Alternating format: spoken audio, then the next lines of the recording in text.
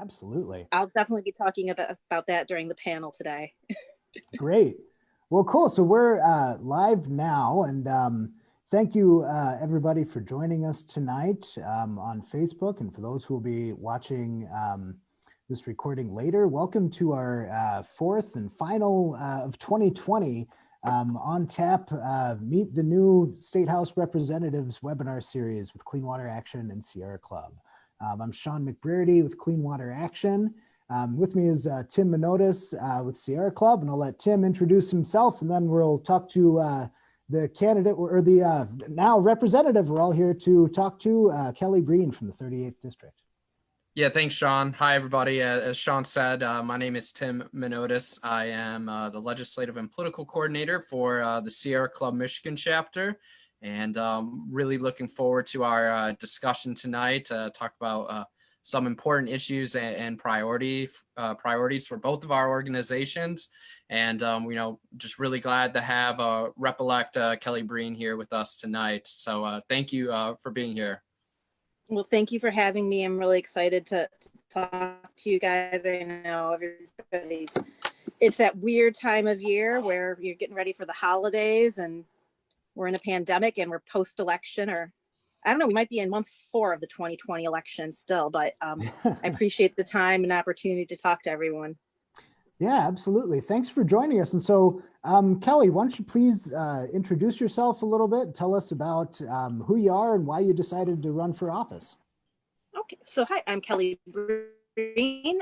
I'm coming at you live from my 2006 Coachman Clipper pop-up camper, which is my home away from home in my driveway, doing what we can to get through this entire pandemic. I'm a Novi City Council member, at least through the end of this year. I actually got involved with politics. I started, looking around back in 2014, just because there was a lot of development happening in my city of Novi that appeared to be not conducive for generations to come. And so there's actually a parcel right behind my house that they had zoned for a church, a mosque, or a pet cemetery. And suddenly they wanted to shoehorn in about, a dozen or plus homes. And then they whittled it down to 2 homes. And I'm looking there, I'm like, there's wetlands back there. There's protected woodlands. This makes no sense to disrupt this entire habitat for 2 homes. So I rallied my neighbors and we went to city council, and I had each of the neighbors target a particular council member where I knew a particular issue would hit home, whether it was zoning, whether it was wildlife, whether it was woodlands ordinance. And me, being an attorney, I am an attorney by trade, I picked up on, do you really want to get sued? And believe it or not, that was the first decision in which a development had been turned down in Novi for decades that anybody could really remember. So a few years after that, I decided to run for city council in the aftermath of the 2016 election. And I hadn't planned on running in 2018, but I did. I was asked to step up, and the person I ran against is the person who's exiting now, and I actually have a very amicable relationship with her.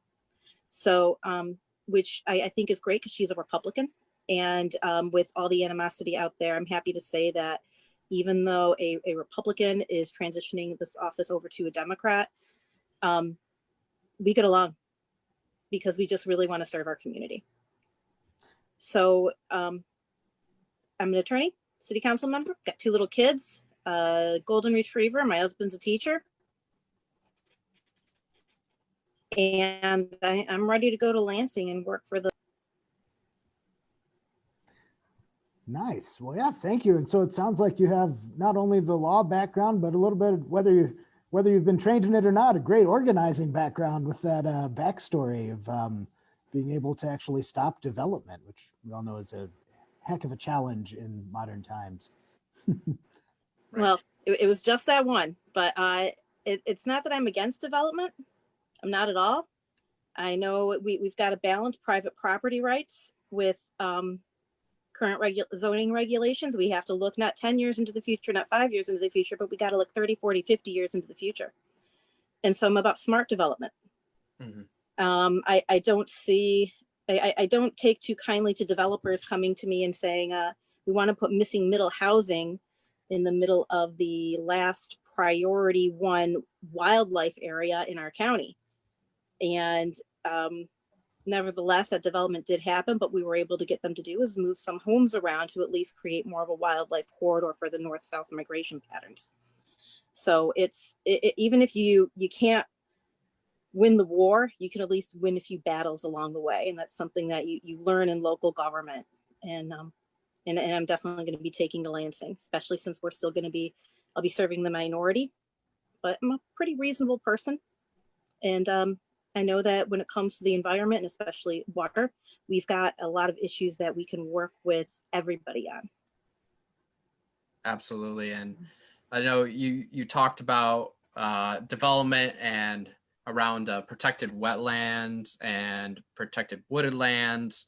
And I know you hit on, water as being an important issue. And I think everybody across the whole state, we're all facing a water crisis here in the state of Michigan, whether it's PFAS, dioxin plumes, contaminated sites, so on.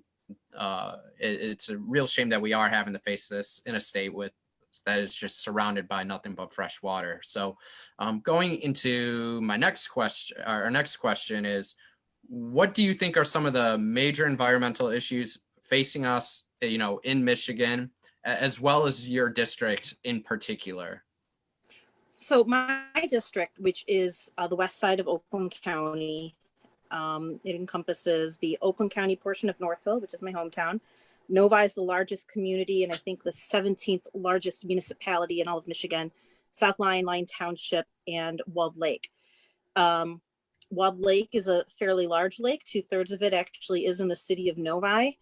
And Novi actually straddles both the Rouge and the Huron River water systems. And as most of us know that have been paying attention to water issues, PFAS is definitely a problem. Now, at least in my district, they have not found PFAS. And also I checked with at least the city of Novi's fire department. There's no PFAS that we need to worry about for firefighting foam and affecting our first responders. However, the Huron River, as we know, has been disproportionately affected by it. I mean, you should be able to eat what you catch in the river, and you can't now. So we definitely need to do more as far as regulating current contamination and making sure that people who have been contaminating, the polluter pay issue, which I know that our Attorney General has been focusing on. So that's one aspect. And there's fortunately a lot of great organizations that we can partner with, because a lot of it also comes down to misunderstanding what the environmental regulations are. One thing that I absolutely hate right now, I guess we call them the polluter panels, where, where basically a polluter goes to a polluter panel to ask other polluters if they can pollute more, which is ridiculous. It is absolutely absurd. They call them industry experts, but let's face it, industry experts also include environmental organizations such as the Sierra Club, such as Clean Water Action, such as, the League of Conservation Voters. And then there's also a plethora of experts available in our amazing academic institutions. We need people that are impartial to be able to educate people like me, legislators, as well as these private companies on what is acceptable, what are the long-term repercussions of what they want to do. And another issue, and this comes down to an issue near and dear to my heart, and that's local government. All politics are local. And there are proposed bills out there that would take some of these decisions away from local communities. And I find that absurd. The local communities are in the best position to understand and regulate their own zoning laws, to know their own towns. So when if you are to remove that local control, as far as mining, as far as woodlands, as far as wetlands regulation from local communities, you are taking away the decision from the people that are in the best position to understand what their individual communities are facing. So and I am a Democrat, pretty much everybody knows that, but I do believe in the power of local government and making sure that decisions like that stay with the body that is most informed about their own community and their needs and what they're able to do. Yeah, absolutely. And local governments have, a lot of our local governments have really been put in a tough position, especially over the last 20 years, as we've seen funding shrink and the state, not really living up to their requirements as far as statutorily obligated funding to local governments. You're hitting my sweet spot there, Sean. You really are. I have a lot to say on that subject. So, well, yeah, let's go there for a minute. There's, with the impact that's had on our local governments, the state budget situation has really not been good. We've seen, for those listening, just a little bit of background, we've seen over the last 20 years, basically a flat general fund where our general fund hasn't even adjusted to inflation in 20 years. And as part of that, local government funding, has really taken a big hit in the fact that the state isn't even meeting their statutory requirements as far as what they're supposed to be spending to fund local government. And, one of the biggest issues that this next legislature is really going to have to deal with comes down to, especially coming out of the pandemic, when we're likely to be seeing more of an economic downturn. What can be done to make sure that we're fully addressing state budget issues and restoring funding that is necessary into our local governments who, provide us with so much. Everything comes down to local governments, as you know. So there's so much that's wrapped up into it. And as with any major issue, you're going to have a complex problem that's going to have a lot of different facets, and you're going to need to attack it with a bunch of different solutions. Representative Ellison right now has a bill pending. Unfortunately, the committee hearing was canceled, so I'm not too optimistic about it getting through, but that has to do with Proposal A and the Headley Amendment. We have automatic rolled backs for Headley. As the economy improves, we do not have those automatic roll-ups. And that's not about raising taxes. That's just about letting the system go to where it's supposed to be, where the original individual charters say that the tax limits can be.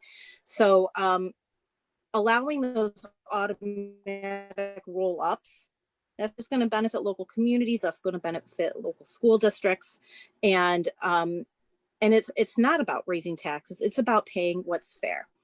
So, and then you get into issues such as tax abatements when it comes to local communities. It's a race to the bottom. I've been pretty clear on my position with tax abatements, and I know that communities need ways to lure corporations and businesses to their individual cities. But when it comes to getting businesses in there, which is going to generate additional taxes and income for local governments, you don't have to have a tax abatement. If you're the right community, they're looking for, the appropriate workforce. They're looking for transit. They are looking for a lot of things other than just a simple tax break. So companies, they use our waters, they use our sewer systems, they use our public safety, and they say, well, we'll come to your community if you give us this massive tax abatement. I say, you got to pay your fair share. There's other ways that we can incentivize. So the conflicts between Proposal A and the Headley Amendment, that's one thing. And also finding a better way other than tax abatements to allow local communities to generate their own revenue in that fashion. Otherwise, they're just going to be undercutting each other left and right. Well, we were going to come to this city, but then this other city offered us this. So then that's what the cities do. They just give away in hopes that they're going to be able to get those businesses. So, we've got the constitutional provision. We've got the statutory provision. It's a statutory revenue sharing that's been decreasing repeatedly. But those are just two simple solutions that's going to at least make a dent to allow local governments to take care of their own. The three things that I talk about is 3 Ps: police, parks, public safety. I'm sorry, wait, no, there's another one, but pipes, parks, public safety. Those are the things that cities are responsible for, which is basically police and fire, roads, pipes, all the infrastructure, and then parks, the environmental aspects of it. And with the significant decrease in revenue that local communities have been facing, local communities are going to be in a very difficult position to handle those things. Novi does okay. A lot of communities don't. And we need to make sure that each individual community can at least afford those basic needs. Yeah, thank you. And another issue that both Clean Water and Sierra Club have been pushing for over recent years to make sure that we can, and this wouldn't be raising revenue strictly, but making sure that the state has the money available to handle paying for what we need to pay for, is the polluter pay law. And as you know, there's over 24,000 contaminated sites across Michigan right now. That number is only growing. Meanwhile, our contaminated site cleanup program doesn't have the funding to keep up, and the corporations responsible for contaminating these sites are rarely, if ever, held accountable. In the last couple of years, we've seen Attorney General Nessel successfully hold some of these corporations accountable, and that's been the first instance of the state of Michigan stepping in to do that in a long time. And so we've been pushing for this polluter pay law to ensure that corporations responsible for contaminating a site also have to pay for the cleanup of that site and clean up aquifers that are attached, because right now they don't actually even have to clean up an aquifer unless it's currently in use for drinking water. So what do you think some of the effects that we could see from a polluter pay law in Michigan would be? And what are some other similar steps that you think we might be able to consider to confront our growing problem with contaminated sites and waterways, and the fact that we don't really have any, we don't have a strong legal format for holding these corporations accountable anymore since our polluter pay law was gutted back in the 90s. Right. So again, we're talking about a myriad of issues. And it's something though that strikes especially in South Lyon. So South Lyon, they have one particular site, and that is Seamless Tubes. And it's changed hands a few times over the years, but they have a massive contamination site that's been under a remediation regulation for a long time. And South Lyon also is on a city well. Now, when it comes to drinking water, though, in South Lyon, you've got two different things. Yes, it's the city well. I don't know a single resident of South Lyon that actually drinks the water out of it. A friend of mine actually calls their water chewy. But if that contamination, and from what I understand, at least at this time, that contamination is not going to hit that well, at least anytime soon. But in that area, people can't drill new wells because of the contamination. If that contamination were to reach the city well, then South Lyon doesn't have really any recourse. Their drinking water has been contaminated. So Attorney General Nessel is taking the right steps as far as regulating. But then comes the question of if they are, and this is what you're going to hear from folks that are against it, if they are forced to pay and clean up to all this, why not just declare bankruptcy? Why not just say we can't, we're going to go out of business? What do we do to find that balance? And that's going to be the hard part of finding that balance, because even if you have a massive corporation like, say, 3M, which we know has been contaminating a lot of sites, to what extent are they even able to clean up the mess they made without completely going under, losing all those jobs, et cetera, et cetera? To that effect, there's no great answer. There's no great answer, but we have to be able to help companies help themselves. Now, one way we can do that is to really encourage and incentivize clean energy, cleaner methods of producing things, everything from, encouraging the use of, say, wooden toothbrushes as opposed to plastic toothbrushes. Whatever we can do as a government to help further these technological developments that won't affect our environment as much.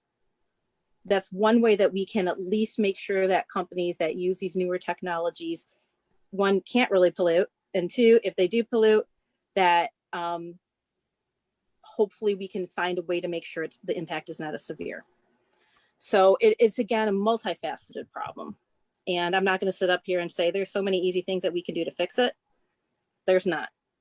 But what we can do is make sure that we hold them accountable to the promises they've made, make them pay up to the fullest extent that they can without maybe closing and forcing everybody out of a job.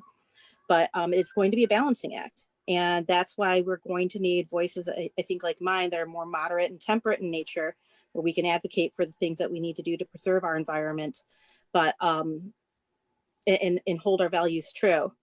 but not sit there and demonize companies which employ our citizens, and not demonize businesses that are trying to help our local communities either. So it's all about that balancing act. Yeah, absolutely. Thank you. And yeah, Tim, I think you had another question.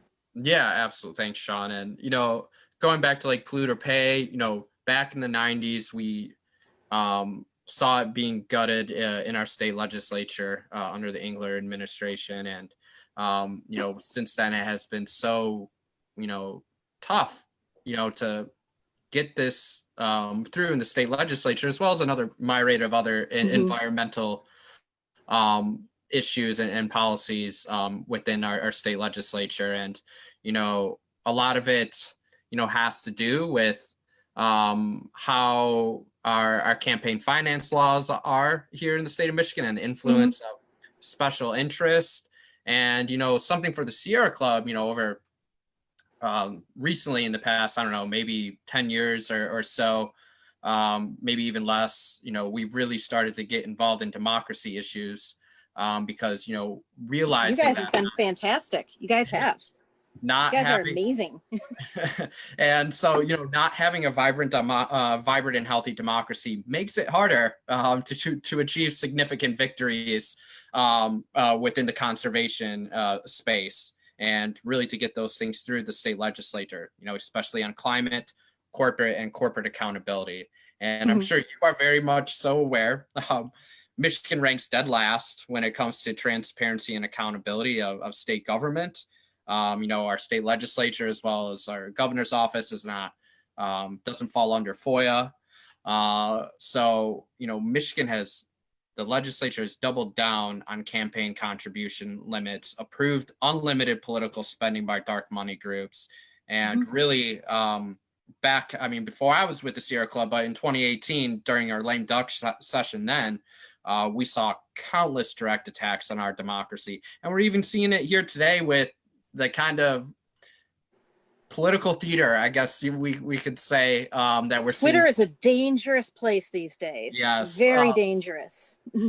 So we're even seeing the attacks today on the integrity of our elections right now. So, as a state legislator, will you be supportive of, increasing voter participation, strengthening the voice of the people, and, working to enact campaign finance reform to, really bring transparency, to all Michiganders and, their elected officials and government.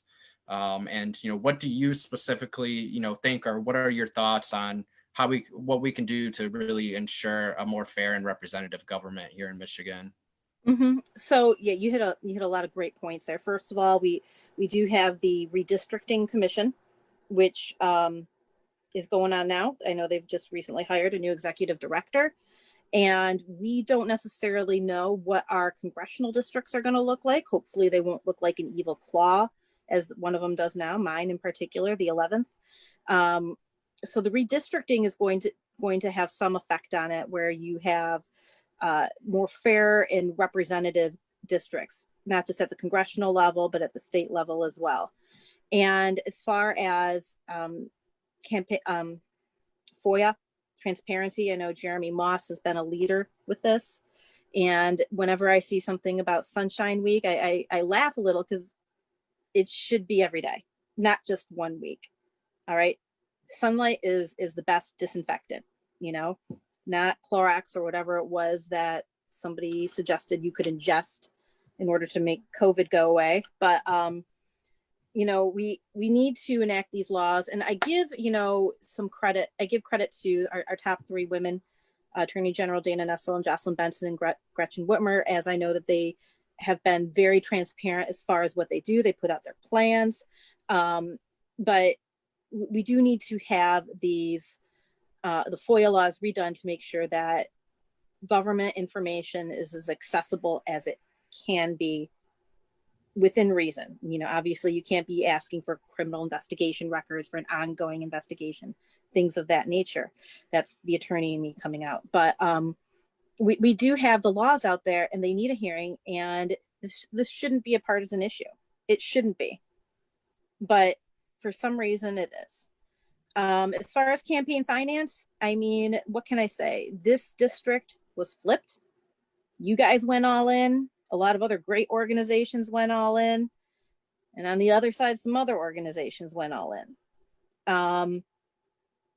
I hate the fact that as much money was spent on this race as it was. It's crazy how much money was spent. But I would rather see it go to you guys for your advocacy, to be honest. But another thing that came out of it, though, was it wasn't just money. It was boots on the ground. And it was people passionate about the issues. And it was, you know, people knocking on doors, even in a pandemic. I love knocking doors. And I did it in this race safely. I did it with a mask. I did it from far away on the other side of a door, standing 8 feet back and talking to people.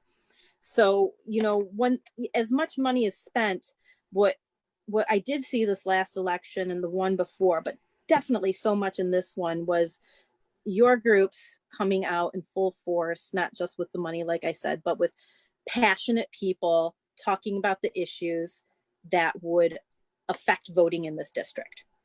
So now I'm not just going to sit here and heap praise on you guys the whole time, because you know what you did and you know it was amazing. But when it comes to campaign finance, yes, there's a lot of dark money out there. I think Citizens United is a horrible decision. I would like to see a lot more transparency in campaign finance. So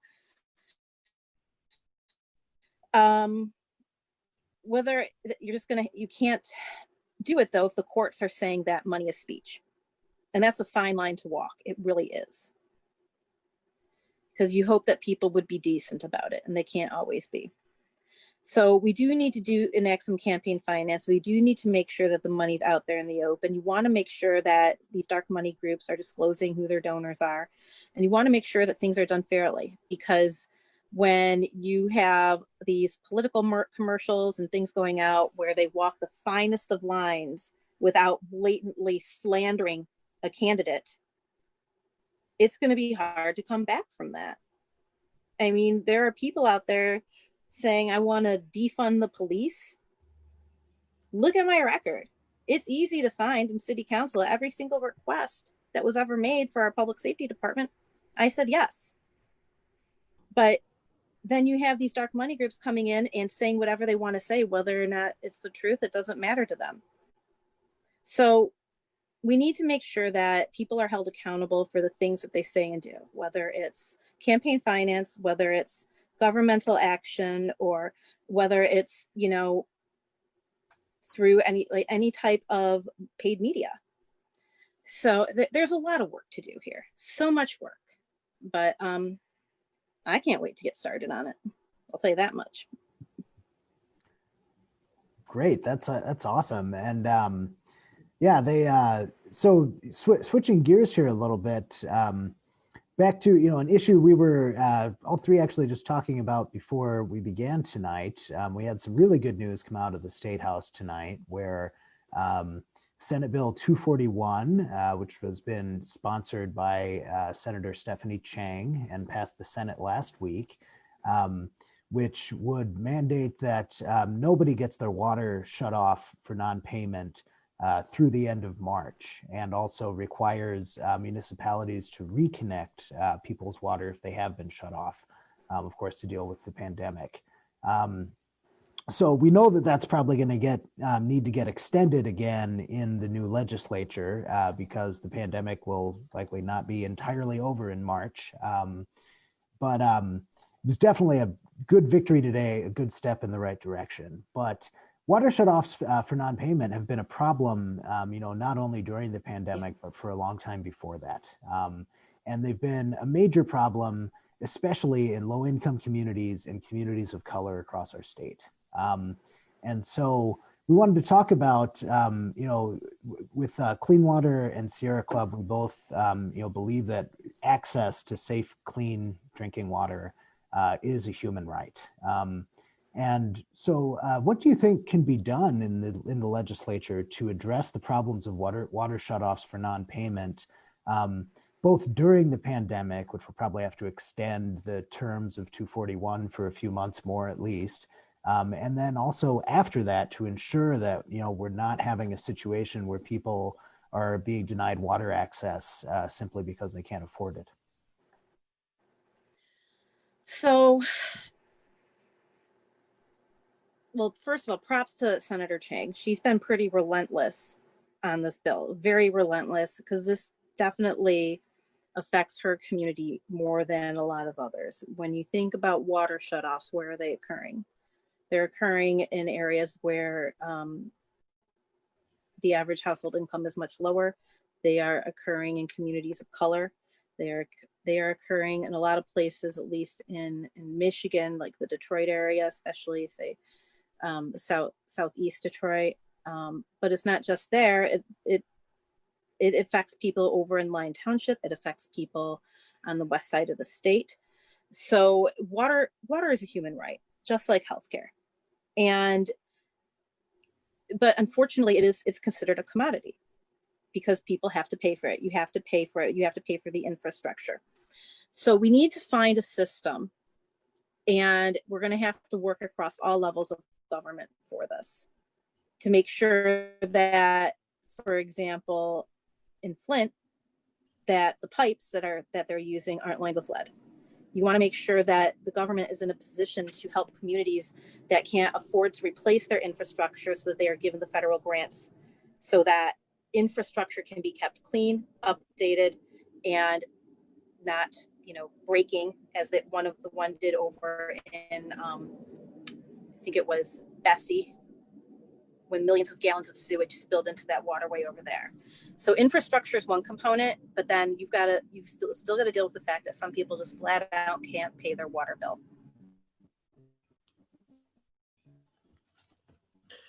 Agreed. And, kind of going. You've got to find a way, and the solution for that. Yeah, jump in here, Tim. I want to hear what you have to say. No, you lagged on my screen, so there was like a huge pause, so I didn't know you were still talking. So my Wi-Fi sucks. Keep going. Yeah. I'm sorry. My Wi-Fi sucks. No, you're good. Don't worry. I actually tried turning it off, but that wasn't working either. So what I was saying is that we need to find a way to make sure that communities have the ability to keep their infrastructure updated, because that's what makes your water bills go up too. If you've got to replace a water main, if you have to replace a meter. So making sure that infrastructure is updated is definitely a component of it, so that water bills aren't quite as high. But some people just flat out can't afford it. They can't. So then what do we do for the people that can't afford a water bill? Somehow they've got to come onto some type of a government program to ensure that they have the most basic needs fulfilled. And there's not going to be an easy solution for that. There's just not. But we can't do it. We just can't do it. You can't shut off the water for somebody just because they can't afford it. How are they going to be able to shower to get to a job interview? How are they going to be able to take care of their kids? How are they going to live? So it's going to take some ingenious thinking out there in order to make sure that people can do it. But I think honestly, one way down is to make sure that communities can update their infrastructure. There was a water repair done in Birmingham not long ago, a water main. It wasn't so much a main as it was a hollowed out log, literally a hollowed out log. And that's in Birmingham. We don't even necessarily know what's under the surface everywhere. But so it's going to be, again, a multifaceted issue. But I'm so relieved that Senator Chang's work is being recognized, that it's coming through. And yes, we absolutely need to extend it. But once we do get through on the other side of this pandemic, we got to figure it out. How do we make sure that these people can keep their water on? Absolutely. And there's been so much, there's been a lot of work done around this, because you touched on, it really does become a more pervasive problem when somebody doesn't have access to water at home. Another one of the things, when folks do lose water access and they have children, Child Protective Services does not consider that an environment that children can live in. A lot of times they could lose their children for having their water shut off. We're imagine a worse nightmare. Yeah, really, it's really unthinkable. And they, we've seen other cities, cities across the country make progress on this, like Philadelphia, for instance. took essentially a plan that was put together for the city of Detroit years ago and implemented it in Philadelphia, where they have basically a pay what you can system for water bills. To a certain extent, it's much more complicated than that, obviously, but for those who really can't afford water bills. A sliding scale of sorts. Yeah. And they and what they found is, and then they also mandated that nobody gets shut off ever for non-payment in the city. And what they found is the money that they save in not having to hire crews to go around and turn people's water off and back on, plus the fact that they're getting like a little bit from everybody, actually meant that they were taking in more water or more payments than they had been prior to that policy change. So we're hopeful that we can see some more progress on something like that in Michigan, especially with the importance that water access has, the fact that we've seen the importance of water access really highlighted by this pandemic. You're absolutely right. And I'm glad you brought that up because I was unaware of that one. And it's certainly, when you want to be successful in a particular area, you look to see who has been successful. And you see what you can do to either copy or imitate or improve upon what's already been done. So since you mentioned Philadelphia, because I know this issue is going to come up again in the legislature, we can make sure that we find a way to look at other successful communities or states that we've done, like for example, Ohio with their algae runoff program. They're able to implement something now. And so I would like Michigan just jump over to the Great Lakes and algae runoff. Ohio's got a new program that they're implementing. I hope it's successful. And I hope that if it is, I hope that we can find a way to copy off of it to make sure that we can protect the Great Lakes just as well. Absolutely. And I mean, speaking of water, issues, that is one of the top, water issues that we are facing here.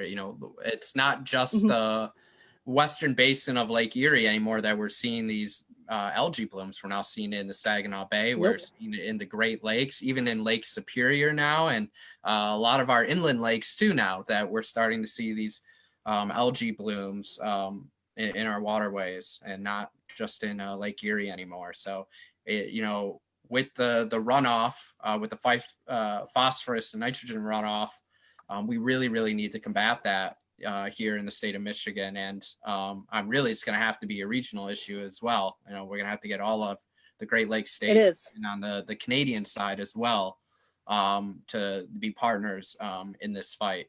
So I'm really glad you brought that up, because that is I know an issue for both of ours. We actually have a whole program at the Sierra Club called the Less Equals More campaign, which deals with fighting runoff from agriculture, making seeing what we can do to combat that, to fight these algae blooms.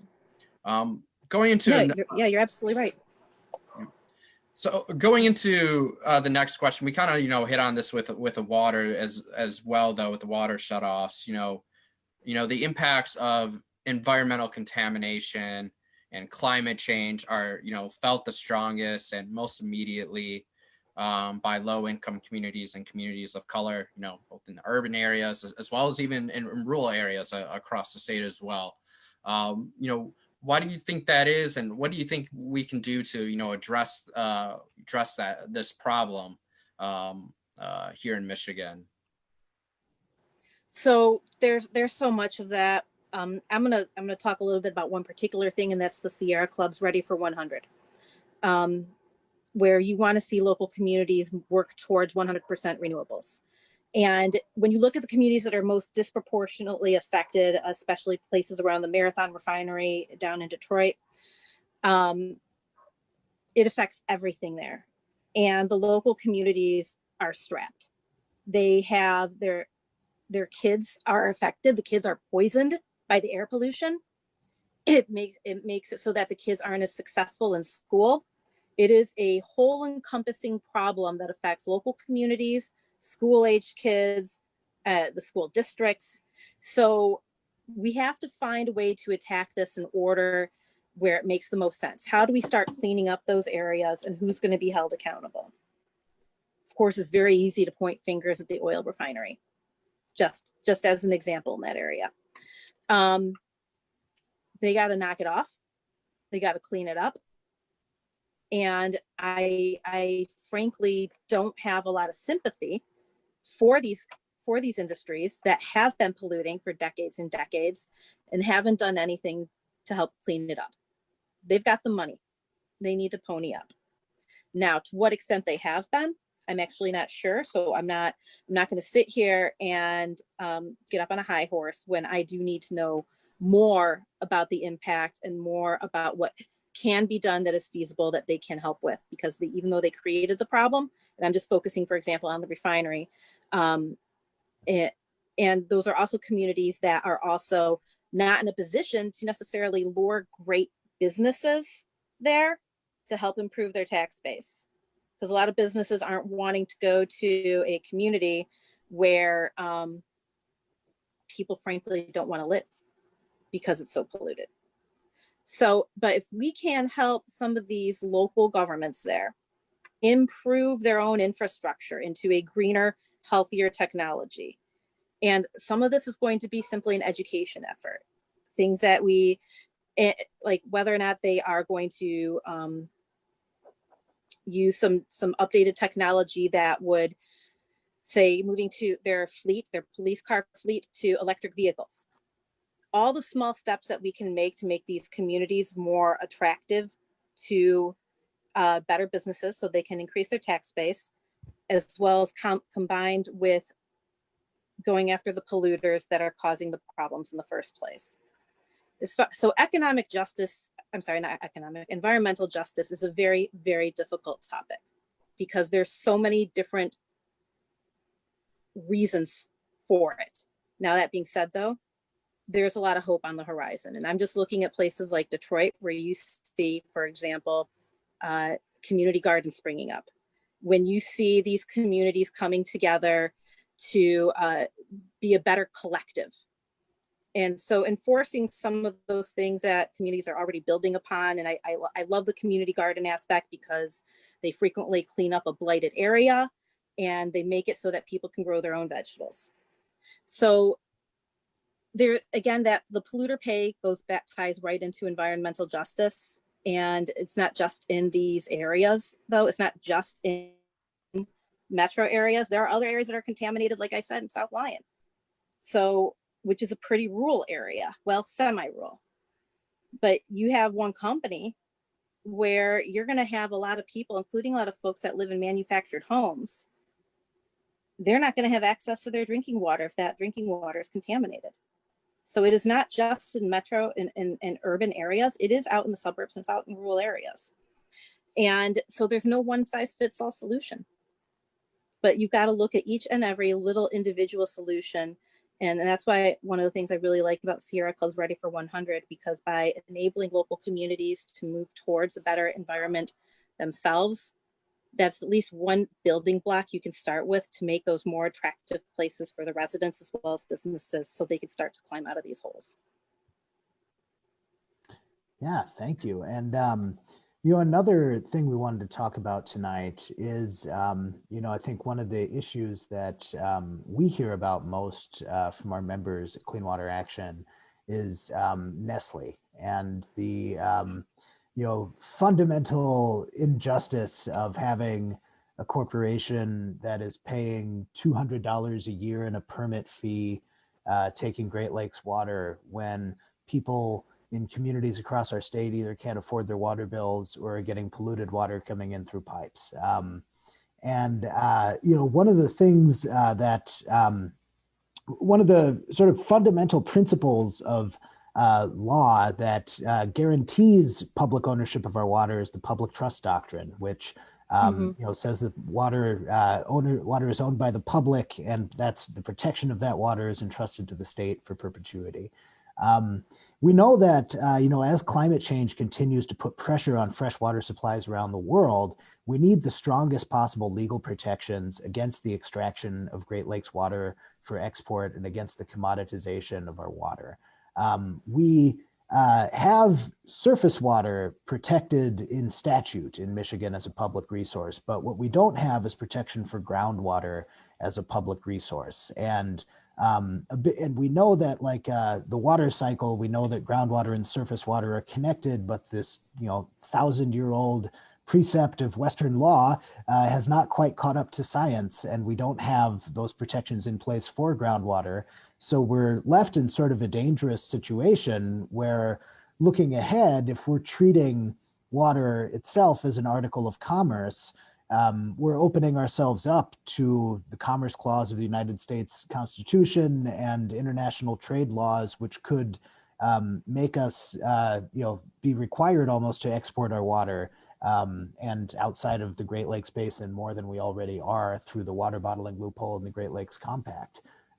So what do you think the legislature should look at, and what do you think we should do to be able to strengthen the public trust doctrine and make sure that both the state and also corporations doing business here aren't able to treat our water like a commodity?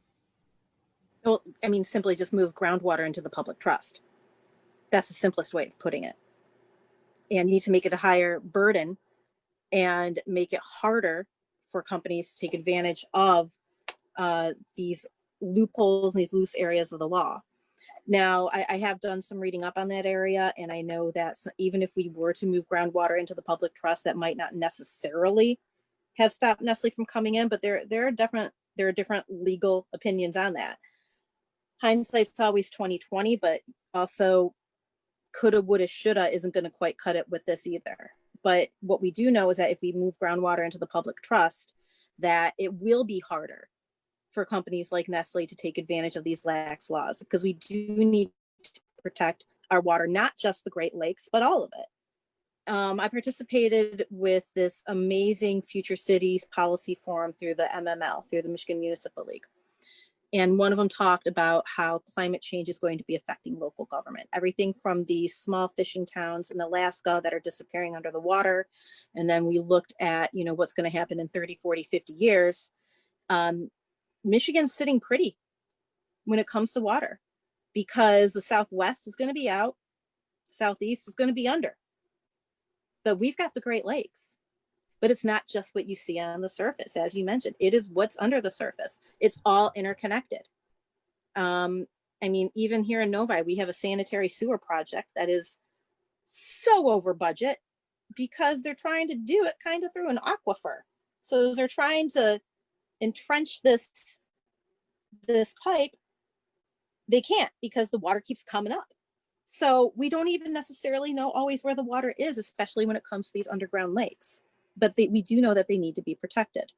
So moving groundwater into the public trust is definitely a simple solution, if you will.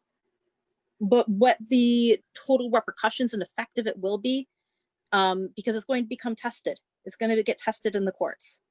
And we don't know necessarily how the courts will rule on it. We've got an idea by looking at some of the other states. But to me, it's pretty simple right now. You got to protect it, move it into the public trust, make it harder for companies like Nestle. And in fact, why that's still happening now, I don't even know. I find it ludicrous, that and the polluter panels. But, we can only address so many crises at a time. But I think that this is something that we should easily be able to do, and I hope to be able to gain enough support in the legislature to make that happen. Absolutely. And going into the next question, climate change, which we're talking about all these different issues, and it can all circle back to climate change too. The effect climate change will have on our land, our air, our water. Cannot be ignored. It's the greatest challenge of this century, and is an existential threat to the world as we know it.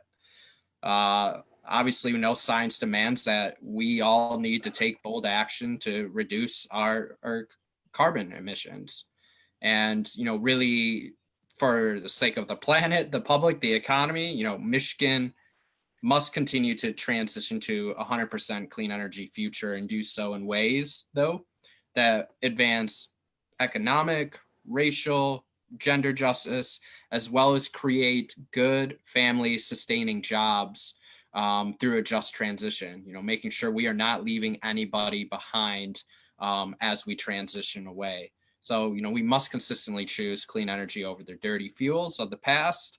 And, we need to have a legislature as well as communities at the local level supporting climate action. So I know with our Ready for 100 campaign, love that campaign. I'm really glad you brought that shout out. We've been successful all over the country in getting communities and cities to commit to 100% clean energy future. So appreciate the shout out. But what sort of steps do you think the legislature should be considering to address this climate crisis in a real way?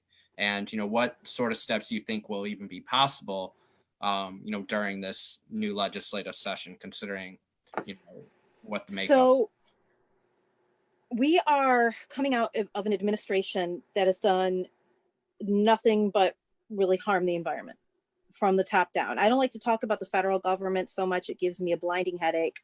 But we do know that a lot of these protections that were enacted by the Obama administration have been rolled back for the state in the name of jobs. So what I think that we can do here in Michigan, a lot of this doesn't even necessarily require legislation so much as cooperation and foresight. John Austin, who's a Brookings scholar, he used to be, I believe, on the State Board of Education. He wrote about blue and green jobs, and I mentioned this on my website. And this is where we can find that common ground, where we can protect our environment while promoting an improved economy. Michigan is uniquely poised in so many areas with our manufacturing backbone to be successful. So everything from retrofitting factories to produce solar panels or wind turbines, to focus on water technology, ways that we can grow our economy in an environmentally sustainable way. So blue and green jobs is an overall theory and an umbrella. And then it comes down to the nitty gritty. How do we promote it? How do we empower it?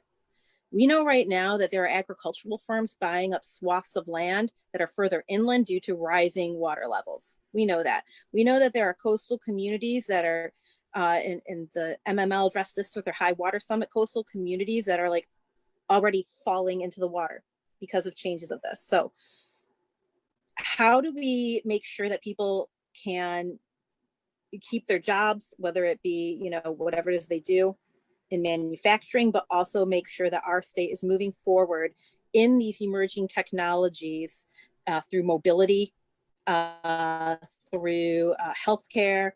Those are going to be some of them. Now, what is Michigan known for? Cars. We move towards more electric vehicles. We're going to be doing better as far as getting rid of relying on oil and gas.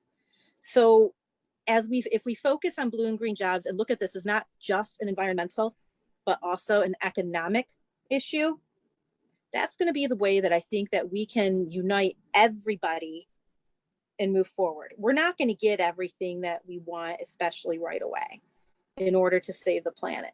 We got to find a way to make sure that these industries that unfortunately are causing pollution, that the people that work there are able to still sustain themselves and their families. So if we can help promote these new industries with these emerging economies and areas of wind and solar or in transit, especially, and we know through Amazon that the lack of mass transit is one of the reasons why we did not get that big company here in Michigan. So it's a lot of things, but I think as far as climate change, and as I mentioned before, Michigan is uniquely poised in several different areas. If we really want to move forward, we got to think, how do we bring as many people along with us to save the planet as well as save jobs? Yeah, definitely. Well, thank you very much. And thanks for joining us tonight. Representative-elect Breen, do you have any final comments you'd like to share with folks watching? I just want to say thank you. I know that the last several weeks has been, kind of a crazy time for everybody, but if anybody has questions for me about anything, feel free to contact me at hello@kellybreen.com. Let me know what issues are, whether you're in my district or not. I'm here to help. If I don't have an answer, I'm going to put you in touch with the people that do have the answers. And I want to thank, you guys, the Sierra Club and Clean Water Action for everything that you've done. You guys are tremendous. I know that we can get some things done together, and I'm looking forward to the work. I really am. I've said this all along. I just want the job. Let's just make it happen. So thank you again for having me tonight. Yeah, thank you very much. We look forward to working with you as well over these next 2 years in the 101st Michigan Legislature. And thanks everybody for joining us tonight. Yeah. Hope everybody has a happy and safe holiday season coming up here, and we'll welcome in 2021. All right, cool. Good night, everybody. Guys, have a great evening. Yep, you too. Thank you. Thanks, Bye-bye. everybody.